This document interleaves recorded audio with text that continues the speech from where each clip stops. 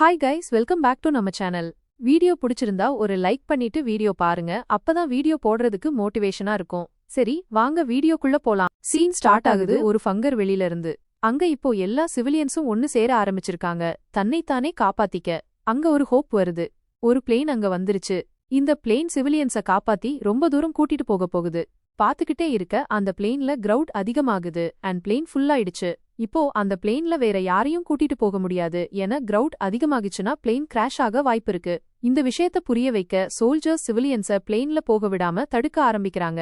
சிவிலியன்ஸ்க்கு என்ன தோணுதுன்னா, இந்த பிளேன் போனதுக்கு அப்புறம் இன்னொரு பிளேன் வரும் அண்ட் இந்த பிளேன மாதிரியே அந்த பிளேனும் எல்லாரையும் காப்பாத்தி தூரம் கூட்டிட்டு போகும். நீங்க தப்பா புரிஞ்சிட்டு இருக்கீங்க. இதுதான் லாஸ்ட் பிளேன். இந்த பிளேன் போனதுக்கு அப்புறம் வேற எந்த பிளேனும் வரப்போறதில்ல. மாறாக ஸ்பிரிச்சுவல் ஃபீஸ்ட்ஸ தடுக்கிறதுக்கு, அவங்கள ஸ்லோ பண்றதுக்கு நாங்க இங்க ஸ்பிரிட் ஃபயர் பாம் போட போறோம் அப்படின்னு சோல்ஜர்ஸ் சொல்றாங்க. அப்படின்னா இந்த பிளேன்ல போகாதவங்க எல்லாம் இங்க சாக போறாங்க.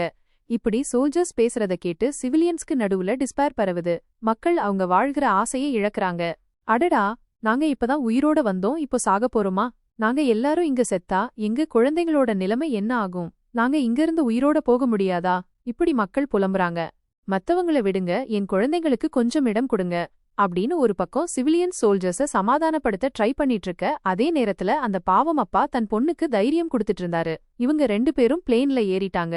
ஆனாலும் பயந்தபடியே இருந்தாங்க. பயப்படாம எப்படி இருக்க முடியும்? பீஸ்ட்ஸோட ஆபத்து எல்லா இடத்துலயும் இருந்துச்சு.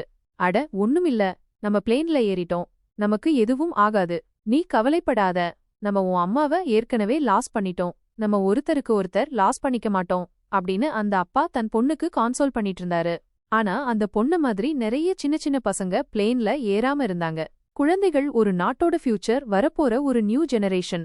அவங்கள எப்படி காப்பாத்தாம விட முடியும்? அதனாலதான் நிறைய சிவிலியன்ஸ் ஒவ்வொருத்தரா பிளேன்ல இருந்து இறங்க ஆரம்பிக்கிறாங்க அண்ட் அவங்க இடத்த சின்ன சின்ன பசங்களுக்கு கொடுக்க ஆரம்பிக்கிறாங்க. நேரம் கம்மியா இருந்துச்சு. பீஸ்டோட அட்டாக் நிக்கவே இல்ல.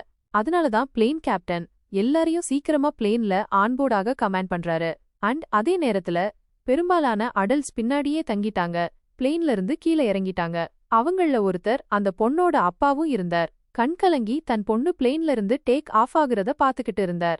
என்ன பத்தி கவலைப்படாதே பொண்ணு, நான் நிச்சயம் உயிரோட இருப்பேன் அண்ட் ஒரு நாள் நான் உன்னை கண்டிப்பா கண்டுபிடிப்பேன் அப்படின்னு அந்த அப்பா தன் பொண்ணுக்கு தைரியம் கொடுத்தாலும் உள்ளுக்குள்ள அவர் ரியாலிட்டிய உணர்ந்திருந்தாரு. ரியாலிட்டி என்னன்னா, அவர் அங்க சாக போறாரு. பீஸ்ட்ஸ் கையில இல்லனா அந்த பாம்ப்ல சாக போறாரு. ஆனா சடனா ஒரு விஷயம் நடக்குது. அது யாருமே யோசிக்காதது. பறந்துட்டு இருந்த பிளேன் திடீர்னு காத்துலயே எக்ஸ்ப்ளோட் ஆகுது. மக்கள் ஷாக் ஆகி நின்னுட்டாங்க. நடந்துட்டு இருந்த ஆக்சிடென்ட்ட பாத்துட்டே இருந்தாங்க. ஆனா எதுவும் பண்ண முடியல. ஆக்சிடென்ட்டோட காஸ் ஆஸ்லெட் ஃபீஸ்ட்ஸ் தான். அவங்களோட டென்டாக்கிள்ஸ் மாதிரி இருந்த லிம்ஸ் பறந்துட்டு இருந்த பிளேனையும் எக்ஸ்ப்ளோட் பண்ணிடுச்சு. அந்த பீஸ்ட்ஸ பார்த்து சோல்ஜர்ஸ் அவங்களோட அட்டாக்க ஸ்டார்ட் பண்றாங்க. அவங்க மேல துப்பாக்கி குண்டுகளை பொழிய ஆரம்பிக்கிறாங்க. ஆனா இந்த பீஸ்ட்ஸ் எல்லாம் ரொம்ப பவர்ஃபுல் அண்ட் அவங்க மேல குண்டுகளோட எந்த அசர்ட்டும் ஆகல. வந்த உடனே அந்த பீஸ்ட் சிவிலியன்ஸ அவங்களோட பிரேக்ஃபாஸ்டா ஆக்க ஆரம்பிச்சாங்க. அப்பதான் அந்த பொண்ணோட அப்பா எழுந்து நிக்கிறாரு. அவரோட கண்ணுல கோபம் நெருப்பு மாதிரி எரிஞ்சிட்டு இருக்கு. எனக்கு ஒரே ஒரு சப்போர்ட், என் பொண்ணு, நீங்க அவளை என்கிட்ட இருந்து பறிச்சிட்டீங்க அப்படின்னு சொல்லி அவர் ஆஸ்லெட் பீஸ்ட் மேல பாயறாரு. அவங்க மேல ஒரு ராட் மைஸ்ல அட்டாக் பண்றாரு அண்ட் குறி அந்த பீஸ்டோட கண்ணை தான் பண்றாரு. ஆனா இது போதுமா ஒரு பீஸ்டை தோற்கடிக்க?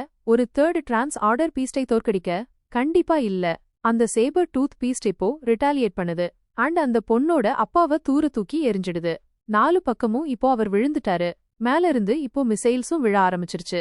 4 பக்கமும் எக்ஸ்ப்ளோஷன்ஸ் ஆக ஆரம்பிச்சது. என்ன, நான் இப்போ சாக போறேனா? என் பழிவாங்கிறதுக்கு யாருமே இல்லையா? ப்ளீஸ் யாராவது வந்துடுங்க அப்படின்னு அந்த அப்பா ஹோப் வச்சுட்டு மறுபடியும் தன்னோட ஆயுதங்களை எடுக்கிறாரு அண்ட் தன் பக்கம் வந்துட்டு இருந்த சேபர் டூத் பீஸ்ட அடிக்க ட்ரை பண்ண ஆரம்பிக்கிறாரு. அப்பதான் தரர்றம்னு அந்த சேபர் டூத் பீஸ்ட் சடனா தூர போய் விழுந்துருது. சேபர் டூத் பீஸ்டோட மூஞ்சிலேயே யாரோ ஒருத்தர் பலமா இருந்தார். அதோட இம்பாக்ட்னால அது காயமடைஞ்சு தூரமா போய் விழுந்துச்சு. அந்த அட்டாக் பண்ணினவன் வேற யாரும் இல்ல, ஒயிட் டைகர் தான். அது இப்போ போர்க்களத்துல இறங்கிடுச்சு. இத பார்த்து ஆஸ்லெட்டோட மத்த பீஸ்ட்ஸும் கர்ஜிக்கிறாங்க. ஒயிட் டைகரை பயமுறுத்த முழுசா ட்ரை பண்றாங்க. ஆனா அதோட ஒரே ஒரு எனர்ஜி பீம்ல அதுங்க ஃப்ரை ஆகிடுதுங்க. அப்பதான் ஒரு ஸ்வீகன் மாதிரி ஒரு பீஸ்ட் எங்க இருந்தோ ஒயிட் டைகர் மேல பாயுது. அதுவும் ஒயிட் டைகரை காயப்படுத்த ட்ரை பண்ணுது. ஆனா ஒயிட் டைகரோட ஒரே ஒரு தப்பட்ல அதுவும் தூள் சாட் ஆயிடுது. இப்போ ஒயிட் டைகர் மேல ஆஸ்லெட் தான் அட்டாக் பண்ணுது. அத தன்னோட டென்டாக்கிள்ஸ்ல கட் பண்ண ட்ரை பண்ணுது. ஆனா இப்போ பேட்டில் ஃபீல்ட்ல பாண்டாவும் பேண்டா இறங்கிடுச்சு. அது தன்னோட பிளேசிங் ஃபிஸ்ட் மைனஸ்ல ஆஸ்லெட்ட பின்னாடி தள்ளி விட்டுடுது. பாண்டா ஆக்சுவலி ஆஸ்லெட்டோட பழைய எதிரிதான். அண்ட் அது ஆஸ்லெட்ட கொல்லுறதுக்கு அதை டார்ச்சர் பண்றதுக்கு எந்த குறையும் விட போறதில்ல. இப்போ வா ஆக்டோபஸ், நான் இந்த வாட்டி உன்கிட்ட தோக்க மாட்டேன் அப்படின்னு பாண்டா ஆஸ்லெட்ட சேலஞ்ச் கூட பண்ணுச்சு. பாண்டா அண்ட் ஒயிட் டைகர் முன்னாடி நிறைய வைல்ட் ஃபீஸ்ட்ஸ் இருந்தாங்க. ஆஸ்லெட்டோட ஃபீஸ்ட்ஸ் இருந்தாங்க. அவங்க எல்லாரும் மனிதனோட ரத்தத்தால் அட்ராக்ட் ஆகி அங்க வந்திருந்தாங்க. இந்த விஷயத்த பாண்டா புரிஞ்சிருச்சு. அதனாலதான் அது தன்னோட எனிமிக்கு எந்த போறதில்ல. அப்போ பக்கத்துல ஸ்பேஸ்ல ஒரு டைமென்ஷன் கிராக் உருவாக ஆரம்பிக்குது. ஒரு போர்ட்டல் திறக்க ஆரம்பிக்குது. அண்ட் அந்த போர்ட்டல் வழியா மிஸ்டி மவுண்டன் ஃபீஸ்ட்ஸ் ஆஸ்லெட்ல உள்ள வந்துடுச்சு. மிஸ்டி மவுண்டன்ல ஒரு மீட்டிங் நடந்திட்டு இருந்துச்சு. அந்த மீட்டிங்ல எல்லா பீஸ்டஸும் அட்டென்ட் பண்ணிட்டு இருந்தாங்க. அவங்களோட மாஸ்டரோட புது கமெண்ட்ட கேட்டுக்கிட்டு இருந்தாங்க. கேளுங்க எல்லாரும், சில மணி நேரங்கள்ல ஸ்பிரிட் வெல் டைட் முடிஞ்சிடும். அண்ட் அது முடிஞ்சதும் நம்ம ஆஸ்லெட்ட நோக்கி போவோம். இது நம்மளோட 3வது மகாயுத்தம். நம்மளுக்கும் நம்ம எனிமிக்கும் நடுவுல ரொம்ப பெரிய பவர் கேப் இருக்கு.